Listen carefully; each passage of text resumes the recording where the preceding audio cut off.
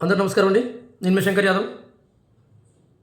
ఈరోజు ఏ మీడియాలో చూసినా ఒకటే మాట, అల్లు అర్జును బెయిల్ వచ్చింది, జైలుకి వెళ్ళాడు అనేది తప్ప, మళ్ళీ అబ్బాయి అలా 12 నుంచి 13 రోజులు అయింది, సినిమా వాళ్ళు తొక్కిసలాటలో తల్లిని కోల్పోయాడు అని ఏ మీడియా ఎందుకు ఏది ఇప్పుడు ఒకరోజు ఇప్పించరు, కథం అయిపోయింది అనుకున్నారు.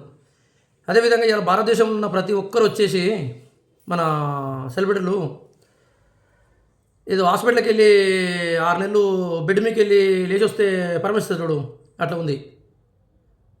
ఏందండి దౌర్భాగ్యం? తల్లిని కోల్పోయాడు పిల్లగాడు,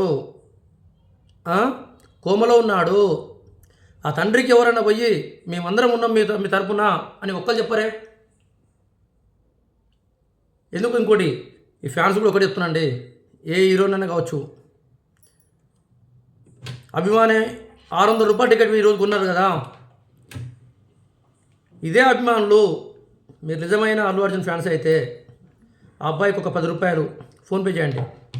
ఇలా 600 రూపాయలు, 500 రూపాయలు, 300 రూపాయలు టికెట్ పెట్టుకొని ఇలా 1000 కోట్లు 1200 కోట్లు వచ్చాయని చెప్పుకుంటారు కదా. ఇది కాదు హీరోయిజం. నిజంగా మీరు ఆ అబ్బాయికి ఒక 5 రూపాయలు కానీ 2 రూపాయలు కానీ మీ ఫోన్పే ద్వారా చేయండి.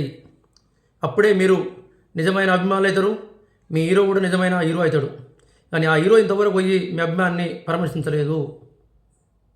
రేపు ఇదే పరిస్థితి మీకు వస్తే ఇదే జరుగుతుంది. 10 లక్షలు 20 లక్షలు వాడి తింటారు సేమ్. కానీ ఇలా మనం టికెట్లు పెట్టుకుంటేనే మనం చేస్తే వీళ్ళు సెలబ్రిటీలు అయ్యారు, వీళ్ళు హీరోలు అయ్యారు. మనం లేకుంటే వీళ్ళంతా జీరోలే. ఓకేనా? ఇంకో విషయం చెప్తున్నానండి, ఆర్మీ ఆర్మీ ఆర్మీ అంటున్నారు కదా. ఆర్మీ అనే పదానికి అర్థం తెలుసా? నిజమైన ఆర్మీ మన ఇండియన్ ఆర్మీ. దేశం కోసం నిరంతరం రాత్రినక పగలనక వాననక ఎండనక వీళ్ళు అనునిత్యం మన దేశం కోసం పోరాడతారే, వాళ్ళు నిజమైన ఆర్మీ. మీరు ఒకవేళ అల్లు అర్జున్ గారు మీకు ఫ్యాన్స్ ఉంటే అల్లు అర్జున్ ఫ్యాన్స్ అని చెప్పుకోండి. నా ఆర్మీ అంటే ఏంటండి? దేశం ఆర్మీ గురించి చెప్పే హక్కు ఎవరికి లేదు. నిజమైన భారతీయుడు ప్రతి ఒక్కడు మీరు చూడండి, మన ఆర్మీ ఇండియన్ ఆర్మీ నేను చేతులెత్తుతున్నాను. అనునిత్యం వాళ్ళు పిల్లల భార్యని తల్లిదండ్రులు అందరూ వదిలిపెట్టి మన కోసం బార్డర్లో అనునిత్యం కాపలాగా ఉన్నారండి. ఈ నటులు వచ్చి ఈరోజు నా ఆర్మీ అంటే ఏందండి ఒక్కసారి అర్థం చేసుకోండి. ఇకనైనా అభిమాని తీరునే ఉండాలి. ఆ అభిమాని కూడా నీ ఇంట్లో తల్లిదండ్రుల తర్వాతనే ఎవరైనా ఏ హీరో అయినా సరే.